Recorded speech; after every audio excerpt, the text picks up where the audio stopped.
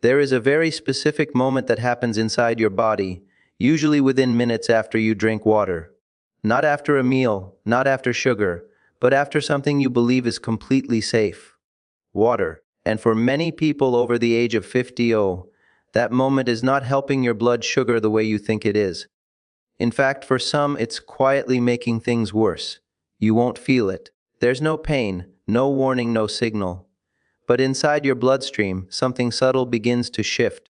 Your blood becomes slightly diluted, your kidneys react, certain hormones adjust, and your liver, yes, your liver, may respond in a way that actually pushes glucose back into your blood.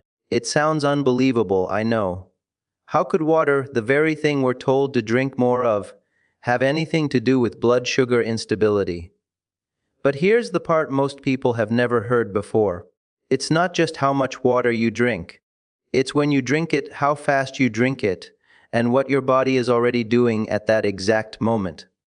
Because if you get those details wrong, something as simple as drinking a full glass of water at the wrong time, your body may interpret it as a signal to release stress hormones, subtly affecting insulin sensitivity, and over time contributing to those unexplained spikes or dips in blood sugar. And this is happening right now in millions of people who believe they're doing the right thing. People who wake up and drink large amounts of water all at once. People who drink water immediately after meals. People who sip constantly throughout the day without understanding what their body actually needs. And the most concerning part is this. Many of these habits feel healthy. They feel disciplined. They feel correct. But inside the body, they may be creating a pattern that slowly disrupts stability instead of supporting it. So if you've ever wondered why your blood sugar doesn't behave the way you expect, why some days it feels stable and other days it suddenly shifts without explanation, or why your energy rises and crashes even when your diet seems under control, there is a very real possibility that the way you're drinking water is playing a bigger role than you realize. And what we're going to uncover today may completely change the way you think about something as simple as a glass of water. Because when it's done correctly, it becomes one of the most powerful tools to support stable blood sugar, protect your metabolism, and even support long-term brain and heart health. But when it's done incorrectly, it can quietly work against you.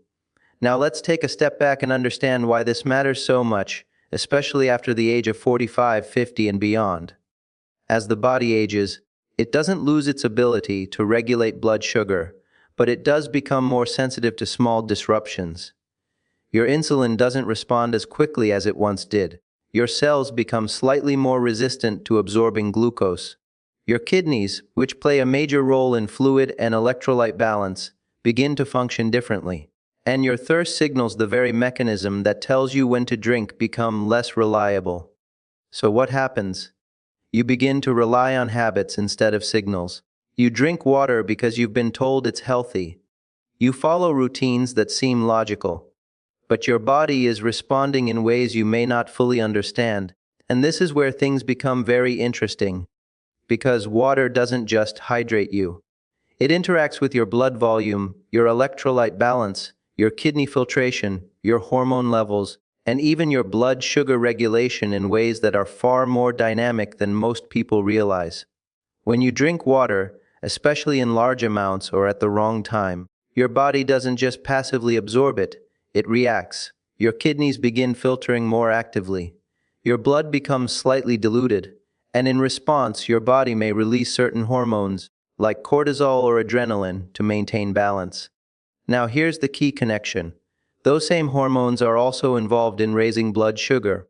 So in certain situations, especially if you're already dealing with insulin resistance or prediabetes, this response can contribute to subtle glucose fluctuations. Not dramatic spikes, but small repeated shifts over time. And those small shifts are exactly what slowly wear down metabolic stability. But what happens next inside the body is even more surprising, because timing plays a critical role.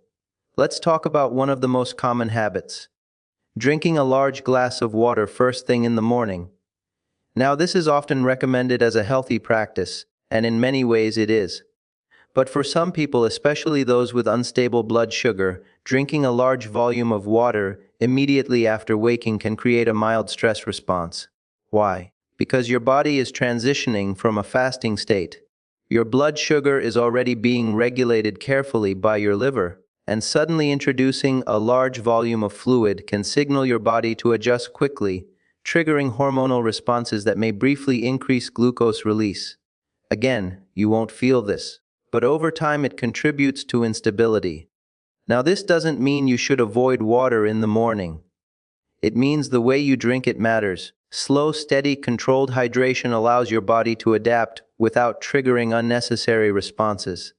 Now, this is the part many people unknowingly get wrong. They drink water too quickly, large amounts in a short period, which overwhelms the body's ability to maintain balance smoothly. And here's where things become even more important. Drinking water immediately after meals.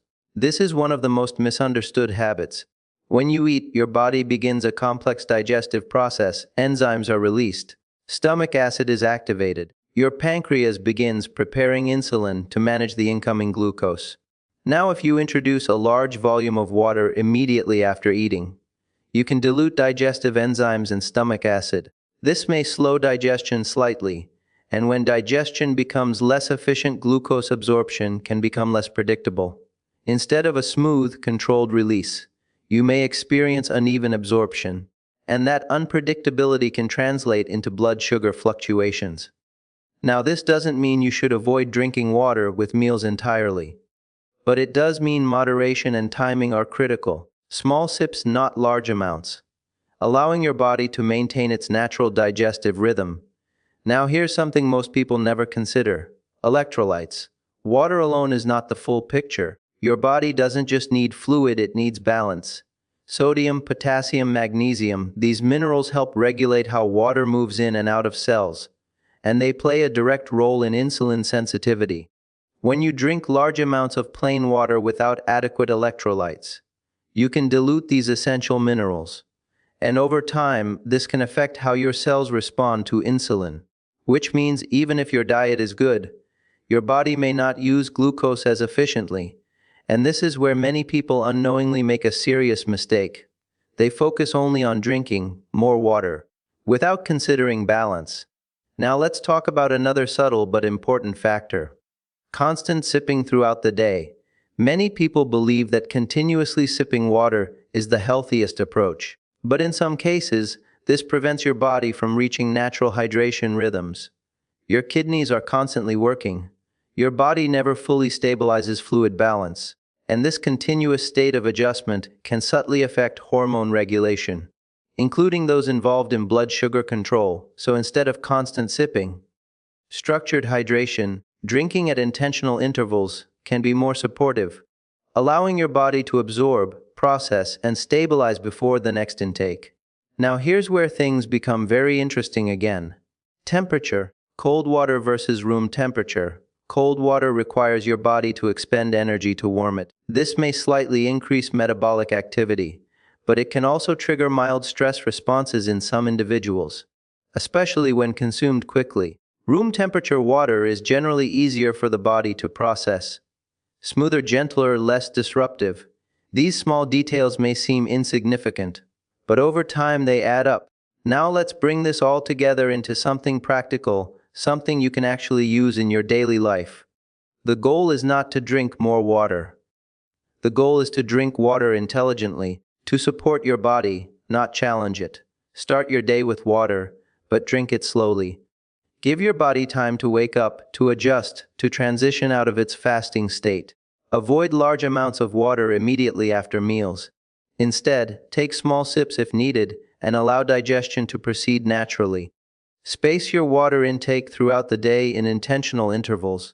Not constant sipping, but gentle, consistent hydration. Pay attention to your body, your energy, your clarity, your stability, and consider adding natural sources of electrolytes through your diet. Foods rich in potassium, magnesium, and balanced sodium intake can support hydration at a cellular level. Because hydration is not just about what you drink, it's about how your body uses it. And this is the deeper truth. Your body is always trying to maintain balance. Every system, every organ, every cell is working continuously to keep you stable. And when you support that process, even with something as simple as water, you create an environment where your body can function more efficiently, where blood sugar becomes more stable, where energy feels more consistent, where your brain, your heart, your metabolism all begin to operate in a more synchronized way. But when those small daily habits are slightly off, even in ways that seem harmless, the body has to work harder to compensate, and over time that compensation becomes strain. So the real question is not, am I drinking enough water? It's, am I drinking it in a way that truly supports my body? Because once you begin to understand that, everything changes. You stop following generic advice, and you start listening to your body more carefully, making small adjustments that create meaningful results. And the most powerful part of all this is, your body responds quickly when you begin to hydrate correctly.